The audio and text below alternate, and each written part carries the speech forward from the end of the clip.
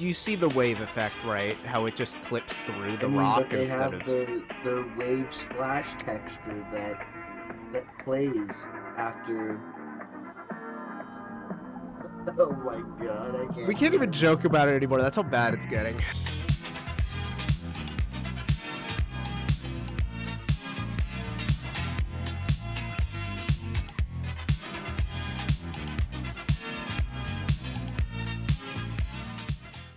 Avowed, in its most basic definition, is a video game. Made by Obsidian Entertainment, that guy who peaked in high school, who constantly reminds you that he made Fallout New Vegas, as he releases mediocre slop like The Outer Worlds, which I'm pretty sure we are all clearly past the point where we can stop pretending that that was somehow better than Fallout 4. Do you remember anything about The Outer Worlds? Most people don't. People I know who played this game can't recall anything about it. Despite originally being presented as Obsidian's answer to Skyrim, most people don't even realize that the scope was drastically reduced somewhere in the development cycle. And my god, was the scope drastically reduced.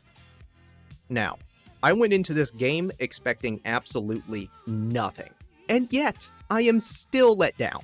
The game looks like an oversaturated mess that came out 10 years ago. It has all the hallmarks of usual UE5 slop: muddy textures, poppin', bad AA, smearing, capped at 60 FPS on a $1,000 GPU despite looking worse than my last modded Skyrim run. This becomes even worse if you turn off AMD Fidelity FX TM, which re-enables itself every time you boot the game up. Don't you love fake frames? Don't you love fake resolution? Thank you, Tim Sweeney. I heart UE5 slop. Speaking of things I love, the gameplay.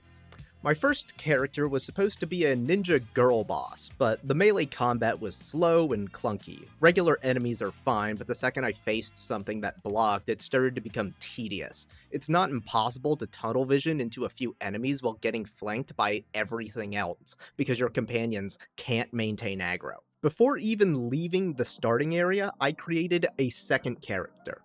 I wanted her to be a shy, timid mage, but magic felt just as bad for the same and different reasons. The mana bar doesn't recharge. Spells have wind-up time, which can be cancelled by enemies but still expend the mana that you were using. Everything still aggroes you. And if you get a better spellbook, you have to divert skill points in order to be able to use them.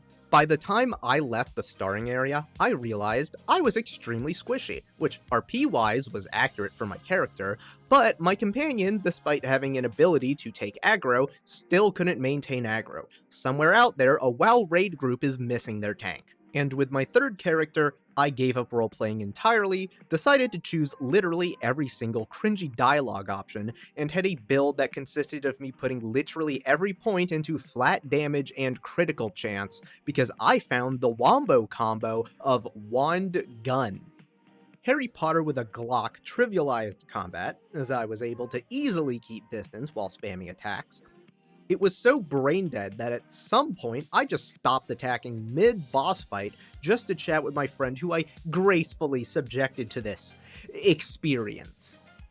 Infantry fighting vehicles are terrifying. Oh, no, dude, Oh, no, dude, even God. in War Thunder, I'm just like, oh, I can take a fucking T-72, but I'll look at a BMP-2, and I'll be like, I don't want to fight that. I don't want to fight a BMP-2. Speaking of other graceful experiences, the previously mentioned cringy dialogue. I know there are some screenshots going around of the Reddit atheist tier dialogue, but let me tell you, it gets worse. Yeah, sure, why not? You understand this will be fatal to your mortal frame. What are you doing? This is a ploy, right? Blink twice if you want me to shank you. No, yeah, let's commit to it. No doubt the writers were connoisseurs of r/to-me IRL, for me IRL, but that pales in comparison to the bottom of the barrel women's romance tier dialogue. But perhaps we don't need one. You're tall, striking, and well-toned. they really? Oh, I wonder what other Um, advantages got I threw up wasted. in my mouth. This is the only companion I actually remember, and it's because her introduction led me to uninstall the game. Well, that's something I hope never happens again. I've got a few inches to spare if she changes her mind.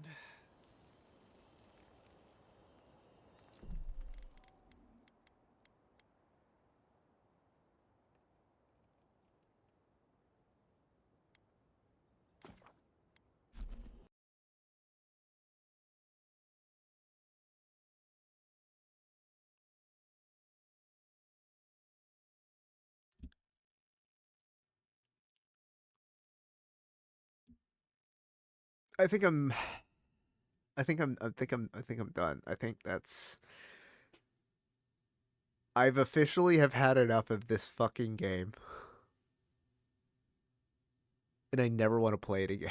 Other companions include Discount Atten Rand, this guy, all of which are somehow more forgettable than Lydia, a generic NPC voiced by one of the 5 interns Bethesda could be bothered to drag off of their lunch break.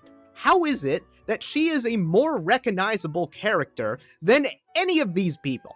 Despite the effort, or lack thereof, to give these people their own stake in the story, I don't care about anything they have to say. One of the only meaningful ways to engage in conversation with them is the camp system, a mechanic essentially stolen from Baldur's Gate 3 without understanding why there was even a camp system in the first place. Despite recharging your health and mana, the only actual real reason to come there is to upgrade equipment because the game is littered with restoration items literally everywhere. Despite the game putting chat bubbles over the companions, I don't want to talk to a worse version of Carthonasi because I don't care. Because the writers don't care either. The people who made Obsidian Entertainment, aren't here. The expansive, interesting dialogue and stories that they are known for isn't here. The game is railroaded. There is no real mystery. There is a section where you have to investigate your attempted murder, and the only information you really have to go off of is that this person was maybe a priest. So your character walks up to the first priest he sees, and you can just outright accuse them of being an assassin. You have no real evidence. It could be literally any priest, but because the writing team is a bunch of skinwalkers, you literally murder this lady in cold blood, and you can get away with it because it turns out she was actually an assassin the whole time because she announced it like a cartoon villain. Amazing how they accomplished less than previous titles despite being bought out by Microsoft, where you could safely assume that they would have more resources. But what resources do they have? Who is at this sinking ship of a company? Well, we have Matthew Hansen, the art director, who instead of promoting his game decided to proclaim that the industry needed to replace white people like him so that he can go live his life in the woods out of what I assume to be a misguided romanticization of Ted Kaczynski. Honestly, Matt, you should have started with yourself because I wouldn't put this game on my resume. But he's not the first person to single-handedly self-sabotage an entire company. For some reason, there is a long history of alienating your core audience that goes back years. Not necessarily from him, but in AAA in general. But if they aren't self-sabotaging themselves, then you can rely on mainstream media articles, like this one from Politically Correct Gamer. Avowed's low frame rate but smooth-feeling gameplay makes me wonder if PC gamers worry too much about the numbers. Yeah guys, you only paid $1,600 for your GPU, don't you love fake frames? Why settle for 60 when you can get 6 with the power of Fake Frames TM? Enable DLSS today to make UE5 not look like complete garbage. Going back even farther, we can get things like, uh-oh, I played 7 hours of Concord this weekend and immediately want back in. A $600 million disaster that performed so poorly Sony took it out back to see the rabbits. But by far, my favorite games journalist is the ambiguously gay duo of Paul Tassi and Jason Schreier. They are typically dragged into the whole censorship debacle, where their specific criticisms of the industry have led to a wave of, I'll just say it, ugly women. However, I'm not going to judge their lifestyle, because it's current year after all. But Paul seemed rather confused over the failure of Concord. Honestly, I'm just as confused as well. Who wouldn't want to play as Thugnificent? Paul and his fellow compatriots have been coping to this day over Sony's personal Challenger disaster.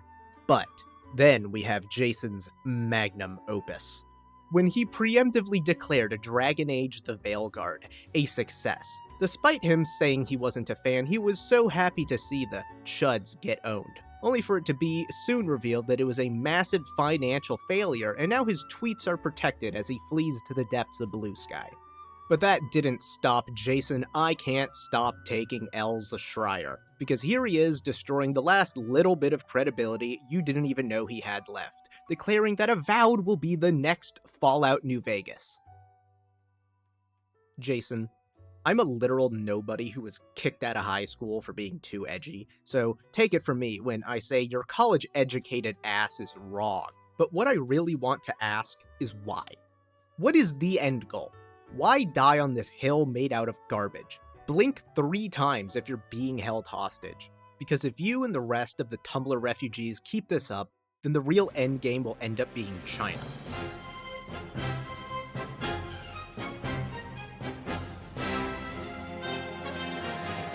The past several years have seen some major hiccups from Western gaming.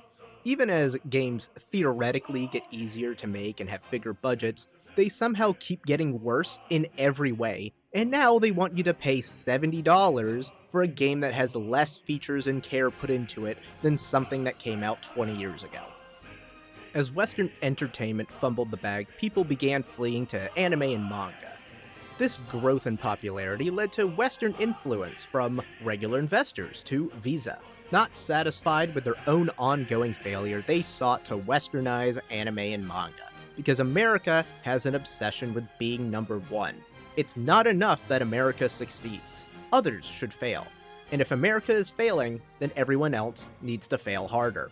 Visa took a page out of the history books and decided to do to anime what the 1986 Semiconductor Agreement did to chip fabrication, an agreement made out of an unfounded fear that Japan would somehow overtake the American economy because of a very realistic fear that Japanese entertainment was better. Despite being an ally, Japan has had its industries either forcibly coerced or gaslit into appealing to the elusive modern audience. Senran Kagura is effectively dead, Dawntrail has questionable writing at best, localizers butchered Daybreak 2, then played the victim when fans got mad. I own the Chinese version of Daybreak 2 on Steam, despite it running like garbage, because I hate Nissa that much. And despite owning Digimon and people begging for Scarlet Nexus 2, Bandai Namco decided to pay a whopping 9 figures in Google Play gift cards to turn Unknown 9 Awakening into a multimedia franchise, only to be met with less than 200 people. This country isn't beating the allegations. While the legalized mafia of Visa and MasterCard flex their power, bullying our ally under the guise of brand protection, China is filling the void. If you ask the average person what their favorite anime game is, they will no doubt say Genshin Impact, a game made in China. China, once dismissed as the purveyors of gacha slop that hid behind Japanese aesthetics, like my beloved Azure Lane, China has begun to throw its weight around. Girls Frontline 2 is a game that takes America's obsession with guns and turns those very weapons into beautifully rendered, fully realized characters. Despite Japan popularizing turning inanimate objects into cute girls like in Konkole, neither America or Japan managed to figure this out. Jason can blame hero shooter fatigue all he wants, but before the breakout success of Tencent's Marvel Rivals, Mecha Break, a game that's literally a 6v6 hero shooter in a trench coat, came out of literally nowhere and 596 the Concord beta from Suborbit. And despite an attempt of blackmail from everyone's favorite Sweet Baby Inc. and IGN slandering Black Myth Wukong's dev team, it became the second most played game of all time on Steam. And even if all the accusations about Wukong's dev team were true, the real truth is that people don't care. People want good games. People just want to consume product and then be excited for next product. but they won't sit by and continuously have garbage shoved into their face. No one wants to be told that a political manifesto disguised as a $70 game isn't made for them. And when you say, don't buy it, don't complain when people simply won't. Don't be surprised when a garbage sequel fails to bring anyone crawling back. And sure, people like me complaining are this small vocal minority, but you have been underestimating the power of the micro-influencer for too long. Not everyone who plays games follows this garbage, or even different garbage. They have that one guy in the friend group who does, and they look to him for advice. I'm not buying these games, so why would my friends buy these games? What's the point in buying Battlefield 2042 if you can't get your 4-man squad up? If the friend group's expert isn't enjoying Avowed, why would they? They bleed into other groups and repeat the same things. Now everyone knows not to trust Obsidian. But hey, everybody's talking about Marvel Rivals. But I want you to know, no one is really saying you can't make games that have these messages. But people are sick of you hijacking franchises and rewriting someone else's work to push your agendas. You can still make a Concord, but you should know that the modern audience doesn't exist in a capacity to get a return on $600 million. But if you're going to spend $600 million, maybe keep your art director on a leash and hire some competent writers. Call me a gooner all you want, but me and my friends will gladly choose a Mecha Break or our Chinese gotcha slop any day of the week over games like Avowed. Rest in peace, Obsidian Entertainment. Hey, I just want to say, if you sat through that whole video, regardless of whether or not you agree or disagree, thank you so much. Thank you for hearing me out.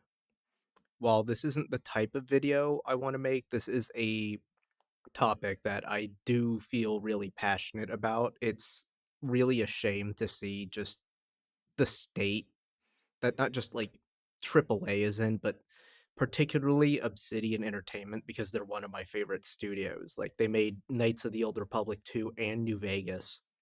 Like, KOTOR 2 is one of my favorite games of all time, and like Kreia is probably one of my favorite villains of all time. And just this game just it was kind of like that edge where I felt like I needed to make a video to just kind of express myself. I even had to like learn how to like use a new editing program because Sony Vegas just kept crashing. But I do want to make more videos in the future. This game was just so bad that hopefully it starts getting the ball rolling. It took me a lot longer to edit this than I'd like to admit. It was supposed to come out like a week ago, but hey, here it is now. Thank you for watching. Peace.